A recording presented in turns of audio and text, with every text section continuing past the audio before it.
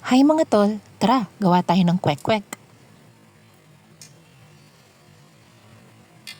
Una, gawa muna tayo ng ating batter mixture.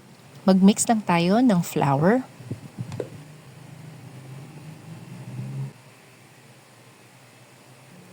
baking powder, food coloring, black pepper, and syempre, water.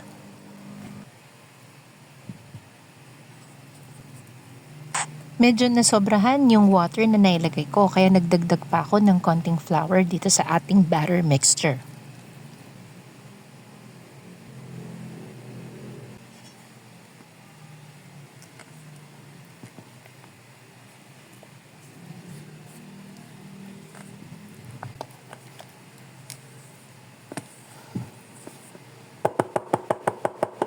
Ngayon, magluluto na tayo. Make sure na coated ng flour ang inyong mga quail eggs bago nyo i-dip sa inyong batter mixture. So mga tol, mas maganda kung deep fried ang inyong mga kwek-kwek. Medyo nagkulangan lang ako ng konting cooking oil dito sa ating frying pan.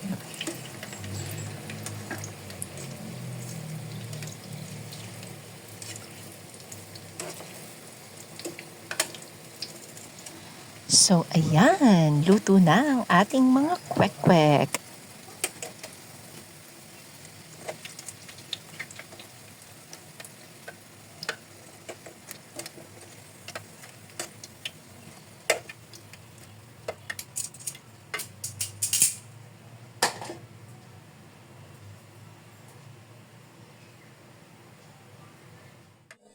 Ayan ang ating kwek-kwek na mas pinasarap ng ating fishball sauce. Ilalagay ko ang link ng fishball sauce sa ating description box.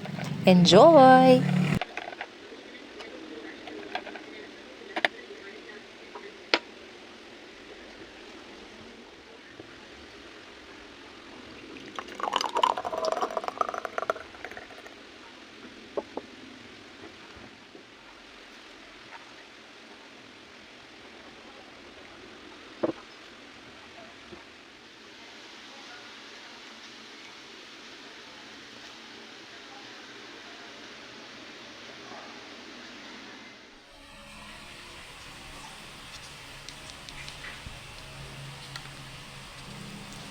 Kain na!